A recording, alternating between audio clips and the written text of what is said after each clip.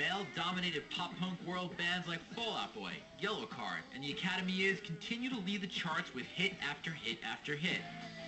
Now it's time for the dudes to step aside and open the door for the new era of pop-punk. Led by front woman Hayley Williams, Paramore is setting ablaze to pop-punk stereotypes and bringing ladies out of the crowd and onto the stage.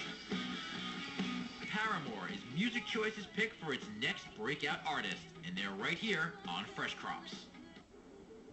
Somewhere in the crowded field of new music grows an artist destined to forever mark the musical landscape. And we're going to pick them. It's the show that's cultivating the next breakout artists. This is Fresh Crops.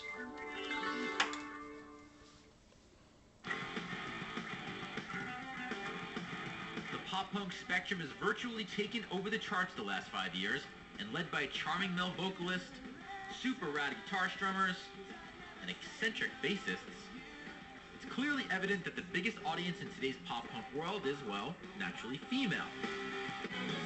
So what happens when you put the band on stage and put a mic in her hand? You get Paramore. Hi, I'm Zach. I mostly eat a lot of food and I play the drums. I'm Jeremy. I play bass. I'm Josh. I play the guitar. I'm Haley. I sing.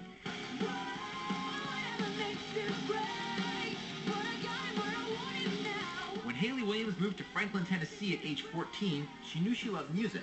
But she had no idea that within 4 short years, she would be the lead vocalist of one of the biggest pop-punk bands to break out this year. Bonding over a love of emo pop outfits such as Jimmy Eat World and Death Cab for Cutie, brothers Josh and Zach quickly asked Hayley to take over vocal duties for their new band. And when bassist Jeremy jumped on board, Paramore was born. Well, our band sort of began, it's weird, like I met Zach and Josh at school. As soon as we started hanging out and stuff, our friendship sort of was based on music and like discovering new bands together. And like Zach would bring me mix CDs almost every week at school. Meanwhile, I met Jeremy. Eventually, the 4 of us started writing together.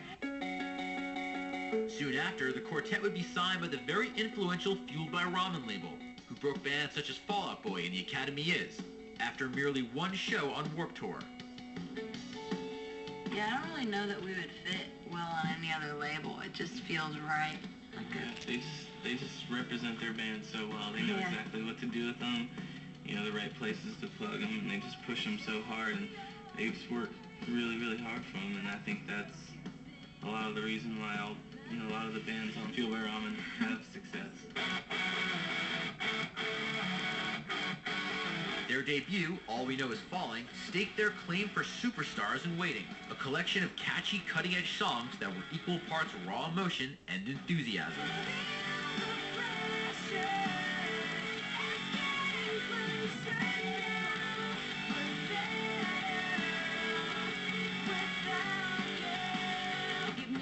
While promoting the album and touring the country, Paramore began to see their fan base grow larger at each show, prompting them to get back in the studio and record their highly anticipated second LP, Riot.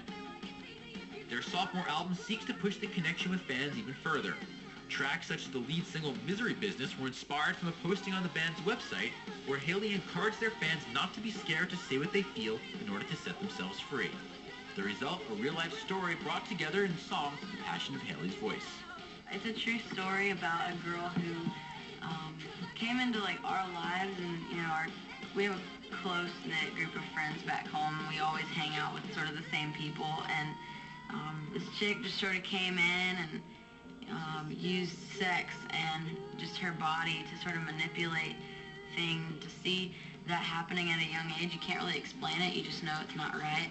And 3 or 4 years later, I'm finally figuring out how to talk about it because it was something that really just made me angry, So it feels good to like speak about it, and like it's just a therapeutic process to record the song and then to sing it every night, but not have to relive it in my head all the time.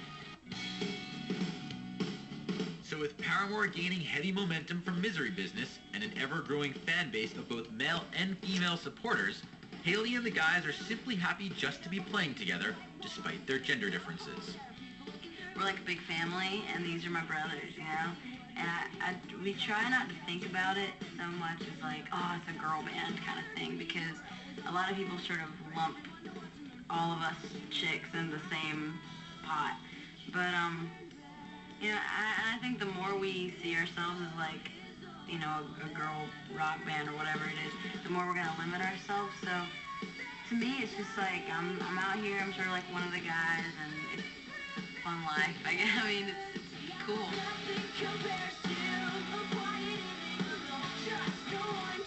And with that close family bond, Paramore is set to take the pop punk world and turn it completely upside down.